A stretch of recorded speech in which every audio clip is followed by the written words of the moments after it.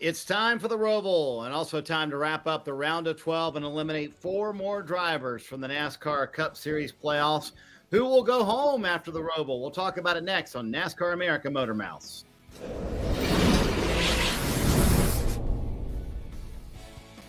Hi, everyone. Marty Snider, Steve Letarte, Jeff Burton joining you here as we get ready for the ROVAL this weekend, the end of the round of 12. Jeff got to eliminate 4 more drivers after the race on Sunday. So kind of where, when you look at the point standings, do you say, okay, that guy's comfortable, obviously, other than William Byron and Ryan Blaney, who have already advanced to the round of 8. And Denny Hamlin, plus 50, we know he's good, but where's that line where you say that driver should be good? Well, it's a ROVAL, so I'm not sure. You would think, in a normal race, when I look at Denny Hamlin, I think Denny Hamlin's fine.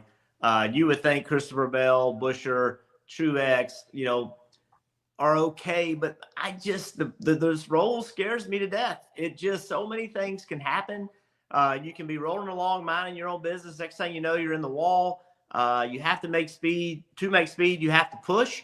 You got to try to make things happen. So, and the stress of it, the pressure of it, right? So it's you have to deliver under pressure for that amount of time on that difficult of a racetrack. So I think Bell and Buescher are okay. But if I was either one of them, I wouldn't go to sleep at night on Saturday thinking I was okay. I'd be super, super nervous about it.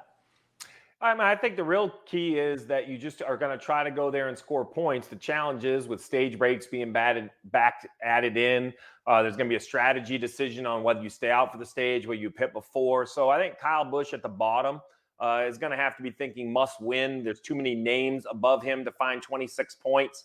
But then when you start looking above him, right, Bubba Wallace is probably thinking pointing his way in, maybe not a win there. I think what scares everybody is Tyler Reddick, the first driver below the cut line. Is a driver that has showed real speed at the road courses, maybe not at the ROVAL specifically, but at some point you would think this is going to have to spill over to the ROVAL, this pace that he finds at the road courses. So your guess is as good as mine, Marty. I will say one thing. I've already checked the weather, and if I was a crew chief for any of these drivers, I'd be checking it every single day. Currently, it says dry on Sunday, but let's not forget that if that changes or a thunder shower comes through, it'll be wet weather tires. So add just one more thing into the mix of the chaos. Oh, that sounds like fun to me, Steve. I think that'd be fantastic personally. But Jeff, I think Steve brings up a terrific point. I mean, Tyler Reddick has arguably been the best at road courses this year. He's below the cut line. So that really could change up the dynamic on Sunday. Well, it really could. And I think Steve's point about the stage breaks is real, because if you're running well, you're going to have a decision to make. Am I going to get points now, right? Am I willing to get points now and perhaps sacrifice them for later because I may not get as good of a finish? What is interesting to me is, with the exception of Kyle Busch, they are all point racing. They all are point racing. So who jumps off strategy? Who says, you know what? Because they're not all going to be running in the top 10. It's not going to happen. So who is going to say, you know what, I'm going to give up stage points. I'm not going to get them anyway. So I'm going to change my strategy so that I'm giving them up. I know I'm giving them up. I know people are going to get them, but I'm going to try to get them at the end of the race. I got to get in front of them. I got to get track position. I got to make something happen. The stage break thing that went away cleaned a lot of that up. Well, now it's back. And it gives an opportunity for drivers and teams to get off strategy, to try to do something different.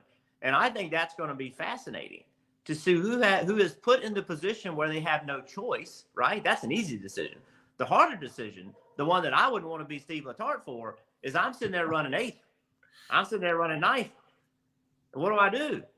That's the one. I'm running 11th. I'm running 12th. What do I do? That's, to me, going to be where the crew chiefs are going to be under a tremendous amount of stress and a tremendous amount of pressure. And if I'm Steve, I want him telling me, you just drive the damn car. You let me worry about that. Okay? I need speed. I need consistency. This is what I need out of you. I'm going to do all I can to put us in a position, but let me do my job and you do your job. You don't worry about this part of it. Well, I'll tell you the answer, because I've shaken my little magic 8-ball here, and I've told myself that the ROVAL is a very interesting race because the first 2 stages are short, 25 and lap 50, and then we have well over 50 laps to the finish of the race. So if there is a point, I mean a singular point, that I believe I can get, then I'm going ahead and cashing that ticket. I don't care how much traffic I go back into. I don't care how much I give up, because we have seen restarts go away with a lap left at the Roval, and that could easily happen again. So unlike, theoretical track position, these points that you win at stage 1 and stage 2, those are real. Those are in your bucket. So Jeff's point is right, and I'm going to tell my driver, don't you worry about it. I'm not even going to have a conversation with him.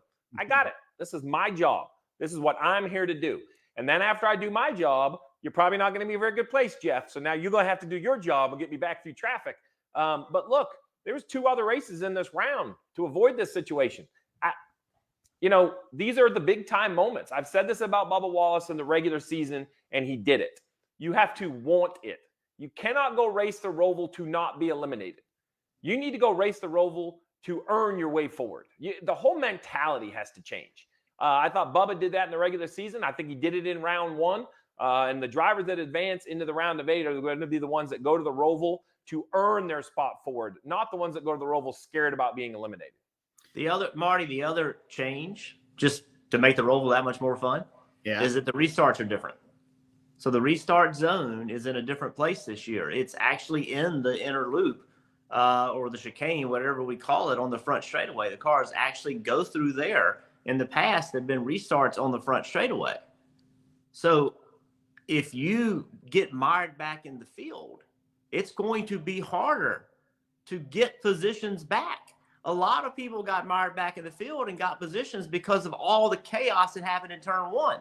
If we don't have as much chaos in turn 1, it's going to be that much more difficult potentially to get back through the field.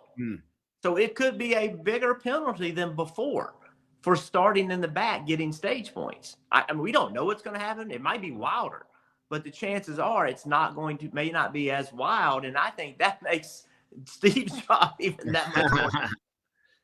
Steve, I want to talk about one driver specifically, and that's Ross Chastain. Last year, obviously won at a road course at COTA. They just haven't had the speed at road courses this year. And Ross talked about it this week. He said, I don't know where it's gone. We just don't have it this year at road courses. I've learned over the years, especially last year, not to count this team out. But do you see any magic there happening with the one team and him being able to advance to the round of 8? Well, what I will say is the Roval, not only does it look different than every other road course, the setup is very different as well. The infield section is very, very slow. I mean, a marked kind of removal of speed, second gear all the way through the infield, not a lot of rear grip. And then you go on the high banks, and there's 2 big braking zones. So this doesn't race like any other road course. And I can answer Ross's speed. I don't think they lost any speed. I think that everyone else found some speed. And you question if what the other teams found, is that going to carry over to the Roval? I'm not looking at Ross as my favorite heading in, but I think he proved at Martinsville last year with the move in the last corner that nobody else saw, including me, that I'm also not going to eliminate them. That's why you run the race. The beauty of racing is when they all line up on Sunday, the resumes don't matter. The speed doesn't matter. You have to go execute. We've seen fast cars be eliminated. We've seen cars we didn't think could win. So I think Ross Chastain and that approach that they have, that it's them against the world, is a pretty good approach, because that might be what it feels like on Sunday afternoon. Thanks for watching NASCAR America Motormouths, presented by Toyota.